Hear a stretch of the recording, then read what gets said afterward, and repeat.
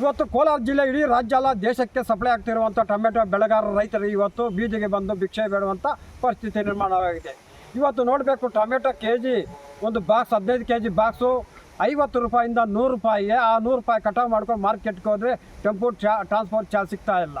ರಸ್ತೆಯಲ್ಲಿ ಸುರಿತಾ ಇದ್ದಾರೆ, ಕೆಲವು ಕಡೆ ಟೊಮೆಟೊ ತೋಟಗಳು ಕಟಾವು ಮಾಡ್ತಾ ಇದೆ. ಅಂಥ ಪರಿಸ್ಥಿತಿ ನಿರ್ಮಾಣವಾಗಿದೆ. ಉದಾಹರಣೆ, ನಾವು ಕೋಲಾರ ಜಿಲ್ಲೆಯಲ್ಲಿ ಮಾವು ಬೆಳೆಗಾರರು ಏನು ಬೀದಿಗೆ ಬಂದು ಹೋರಾಟ ಮಾಡಿ 3 ರೂಪಾಯಿ ಮಾರಾಟ ಮಾಡುವಾಗ ಬೀದಿಗೆ ಬಂದು ಹೋರಾಟ ಮಾಡಿದಾಗ ಸರ್ಕಾರ 4 ರೂಪಾಯಿ ಬೆಂಬಲ ಕೊಟ್ಟರು.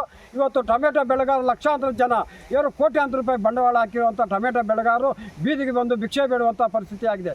ಮಾವು ಬೆಳೆಗಾರ ಕೊಟ್ಟಿರುವಂಥ ಏನು ಸರ್ಕಾರ ಸಹಾಯಧನ ಕೆಜಿಗೆ ಈ ಬೆಂಬಲ ಬೆಲೆ ಇದೇ ಟೊಮೆಟೊ ಒಂದು ಬಾಕ್ಸಿಗೆ ಇಷ್ಟು ಬೆಂಬಲ ಬೆಲೆ ಕೊಟ್ಟರೆ ಈ ಕೋಲಾರ ಜಿಲ್ಲೆಯ ಏನು ಟೊಮೆಟೊ ಬೆಳೆಗಾರರು ಇವತ್ತು ಮುಂದೆ ಬರ್ಬೋದು ಸಾಧ್ಯ ಇಲ್ಲ. ಬೇರೆ ಅಡ್ಡದಾರಿಗಳಿರುವಂಥ ಪರಿಸ್ಥಿತಿ ಆಗಿದೆ.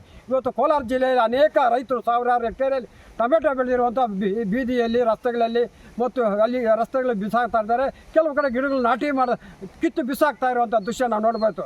ಜಿಲ್ಲೆಯಲ್ಲಿ ಟೊಮೆಟೊಗೆ ಹೆಸರುವಾದಂಥ ಜಿಲ್ಲೆ ಇವತ್ತು ಕಳಂಕ ತರುವ ಈ ಟೊಮೆಟೊ ಬೆಳೆಗಾರರು ಆತಂಕ ಸೃಷ್ಟಿಯಾಗಿದ್ದಾರೆ. ನಾಳೆ ಬೆಳಗ್ಗೆ ಅಡ್ಡದಾರಿಗಳಿರೋ ಪ್ರಯತ್ನ ಮಾಡ್ತಾರೆ. ಈ ಜಿಲ್ಲೆಯ ಟೊಮೆಟೊ ಏನು ಈ ಬೆಳೆಯೋದಂಥದ್ದು ಮುಂದೆ ಬೇರೆ ನಾನಾ ಬೆಳೆಗಳ ಕಡೆ ಕೈ ಹಾಕುವಂಥ ದೃಶ್ಯ ಬಂದಿದೆ. ಆದರೆ ಸರ್ಕಾರ ಏನು ಈ ಟೊಮೆಟೊಗೆ ಬೆಂಬಲ ಬೆಲೆ ಕೊಟ್ಟು 1 ಹೆಕ್ಟೇರಿಗೆ ಕನಿಷ್ಠ ಪಕ್ಷ ಇಷ್ಟು ಸರ್ಕಾರ ಘೋಷಣೆ ಮಾಡಿದೆ.